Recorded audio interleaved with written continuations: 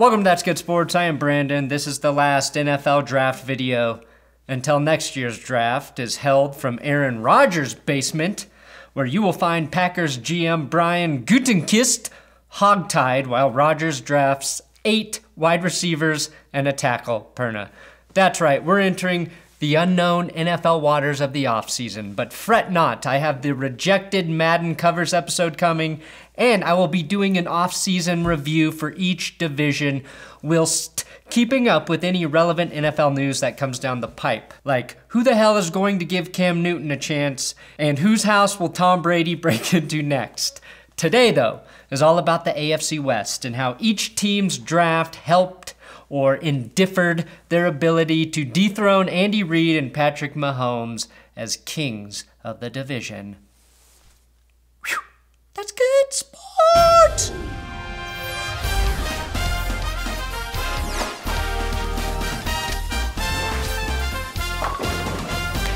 Bing. Please subscribe to this YouTube channel for NFL news, updates, and other crap. I do want to give a shout out to Tom Grossi. Make sure you check out his Packers and NFL channel. Tom killed it over draft weekend. He produced more videos than I have ever seen one sole human do on their own. Matt, we're trading up. No, it isn't for a wide receiver. Get me Jordan Love. He's a great dude. He's got really funny videos as well. And make sure you check out his channel as we share the love here on YouTube. Also, I have Big Dick Patreon shoutouts for new patrons. Kerfang, Strnad, Big Dick Saucin, Daniel, Eugene O'Connor, Brenton Randall. Maxie loves you so much. I love you too, Maxie. Thank you guys for your donations. Patreon.com/that'sgoodsports. That's how you support this channel. That's how you keep it alive. And all my $5 plus Patreons receive a exclusive Patreon only video every month. And patrons are gonna get a special announcement. The AFC West. Now I'm sure Raiders, Chargers, and Chiefs fans are all very well aware of the perfect draft grades the Broncos have received from the draft world. I'm not even talking about the A's either. I'm talking about that one singular C grade from Mel Kiper. If Mel thinks Denver did mediocre during the draft, it means they fucking nailed it.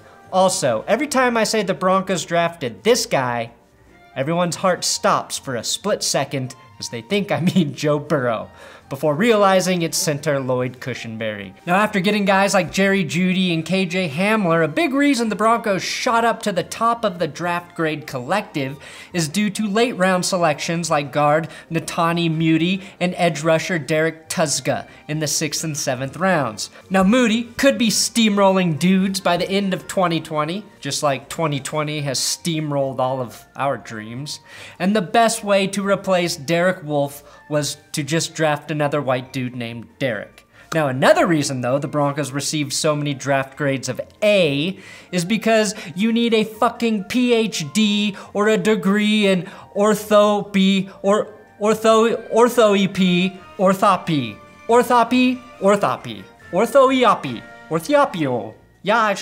Which ironically I'm struggling to pronounce the names of most of their selections. If you learn to say the names of all of the Broncos draft picks, you will boost your IQ by 20 points. The opposite of what happens after you talk to a Raiders fan. Now the Las Vegas Raiders received a collective draft grade of C to C-. The way I will grade each team, though, is by the amount of fear their picks put into my heart, and more importantly, my testicles. Henry Ruggs, the Raiders' first pick, is the most dynamic of the big 3 receivers along with Jerry Jeudy and CeeDee Lamb, but the only knock could be his production at Alabama. He was never the #1 guy. He had Jeudy, Devonta Smith, and Jalen Waddle, 4 future first rounders, all attracting coverage. Ruggs had just 40 receptions for 746 yards last season at Alabama, but had 19 yards a catch, and 8 of his 42 touches last year went for touchdowns. 1 out of every 5 times he touched the ball, he scored. That's a higher scoring ratio than Joey had on Friends. Another credit for Henry Ruggs, just 1 drop last season. That's what sets him apart from the pure speed guys that were drafted high like John Ross or Ted Ginn and Darius Hayward-Bay. Ruggs has the hands to be a complete wide receiver and become a reliable option as opposed to a novelty. 19th overall, Damon Arnette, Ohio State corner. This was definitely an overdraft for the Raiders, but still, somehow, not as bad as Clelin Ferrell. So, it's not going to get made fun of like it should. Much like on Arrested Development, this is an Arnette who needs a good supporting cast to thrive. Sure, he's good if he has Jason Bateman, David Cross, Jeff Okudah, or Shaun Wade around him, but if you put him on an island, he's probably going to struggle. Round 3, they grabbed Lynn Bowden, wide receiver / running back / quarterback, Kentucky. Now Bowden plays pretty much every position, and he might have to, as Jon Gruden forces him to become a Mormon and eventually the Raiders' version of Taysom Hill. Quick survey, who do you think will get more gadget quarterback snaps in 2020? Lynn Bowden or Jalen Hurts? Next, round 3, Bryan Edwards, wide receiver, South Carolina. So another wide receiver for Derek Carr to check down to Hunter Renfrow to. Also in round 3, Tanner Muse, safety Clemson, another hard hitter at safety for the Raiders that'll probably immediately injure himself as he contemplates the proper pronunciation of salmon. Salmon or salmon? Salmon. Salmon. Salmon. Round 4, John Simpson, guard Clemson. Definitely not the most famous Simpson currently residing in Las Vegas. I respect Mike Mayock's strategy of waiting until the college football playoffs to start scouting for the draft. Round 4, Amik Robertson, cornerback, Louisiana Tech. 3 days ago, I didn't even realize Louisiana Tech was a real college. It just doesn't feel like a high-tech state to me. So sue me. Anyways, I have no idea who this guy is, but Pro Football Focus called him a dog in a complimentary way and said he plays like he's 6'10", which is a terrible size for a football player. Honestly, if I were an NFL player, I would not want to be called a dog. Mike Vick, anyone? I demand to be compared to the Sparkle Muffin spider. The Sparkle Muffin is what they would call me, the prettiest spider that will seduce you with an athletic dance and sheer beauty before killing you with its venomous bite. Sparkle Muffin. Really what it boils down to is we've seen enough football from Derek Carr to know who he is. A pretty good quarterback who had 1 very good season, but probably not good enough to be a consistent playoff threat. Jon Gruden and Mike Mayock have made their picks with the riches from the Amari Cooper and Khalil Mack trades, and I think at best they're still a 9-7 football team. Then we've got the Chargers, who received a collective draft grade of B. And we learned general manager Tom Telesco would have taken Tua had Miami drafted Herbert. So basically, whatever quarterback fell to them. Classic Chargers. Who should we make the next face of our faceless franchise? Whoever falls to us, I guess. Doesn't matter, we're the faceless men now. How much do their picks worry me as a Broncos fan? On a scale of 9, in honor of the Rivers kids, to 20, I would say 11. The Chargers decided to follow up 2 decades of Drew Brees and Phillip Rivers with Oregon quarterback Justin Herbert. I get the feeling that they wanted Tua, but were not comfortable jumping the Dolphins to get him. I am actually heartbroken that the Rivers era is over in San Diego / LA. Justin Herbert has no kids that I know of, does not lend himself to bad poetry. If anything, he seems like he enjoys good poetry as an academic All-American certified book nerd. The Chargers then traded the 37th and 71st pick to select linebacker Kenneth Murray, Oklahoma at 23. Now Murray is a high character guy and a leader and probably good at football as well.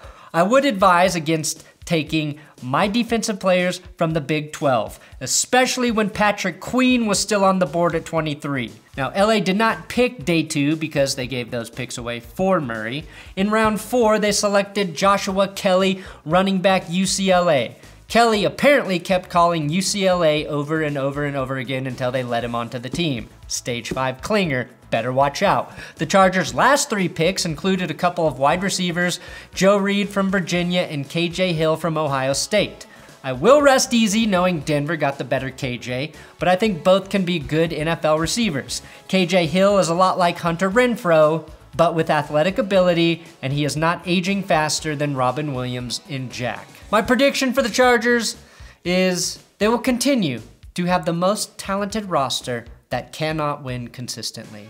Their best chances at success are if Tyrod Taylor starts bawling his brains out and Justin Herbert remains on the bench. Then we have the Chiefs, who received a collective draft grade of B, but arguably had to do the least to maintain their level of dominance in the AFC West and NFL. How much do their picks worry me as a Broncos fan?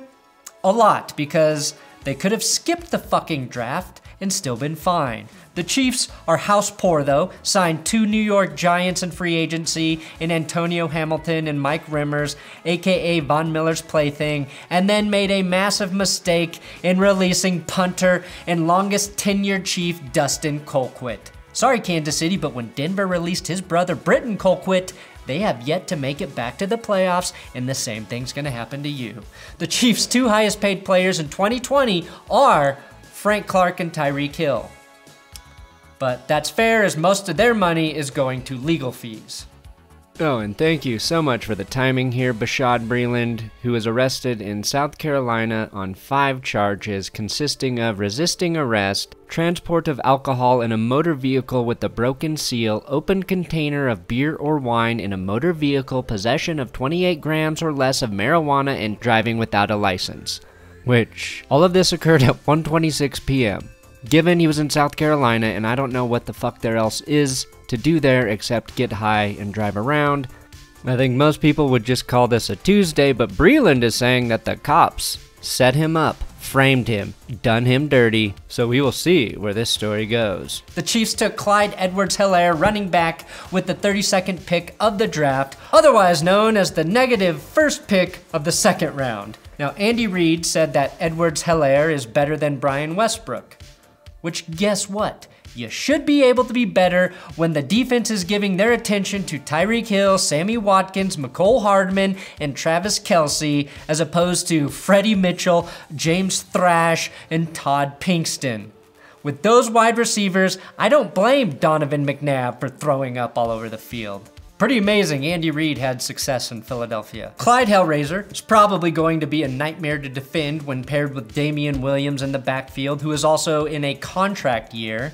Then the Chiefs took Willie Gay Jr., who once punched his own quarterback in the face during bowl week. I wouldn't mind him keeping that trend going, if I'm being completely honest, and it's pretty cool to see the Chiefs front office grow up right before our eyes, graduating to guys who only assault teammates instead of, women and children. Gay also got suspended for cheating on a test, which moved him up the Patriots draft board significantly, but they got a little too focused on Justin Rowasser's intangibles. That's that kicker guy they did. Now, all kidding aside, Gay does improve a very weak linebacking group for Kansas City and is a great coverage linebacker. Willie Gay Jr. was also in my Best Named Players episode, as his name translates to homosexual penis in my father's name, in my father's name.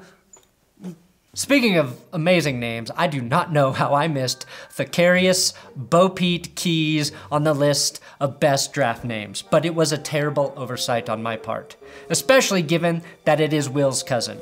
Now, L'Jarius Sneed, also very strong name, so at the very least, the Chiefs get an A for great player names. KC also added offensive lineman Lucas Nyang in the 4th round from TCU, defensive back Jarius Sneed, 5th rounder, LA Tech, edge rusher Michael Dana, 5th rounder out of Michigan, and again, Lil Bo-Pete Keys, cornerback Tulane in the 7th. That's 4 defenders and 2 offensive need/depth pieces. A very practical draft for Kansas City. In summary, the Broncos won the draft, which is equivalent to buying yourself a world's greatest dad mug and believing it every time you take a sip of your morning coffee, even though your kid is in prison.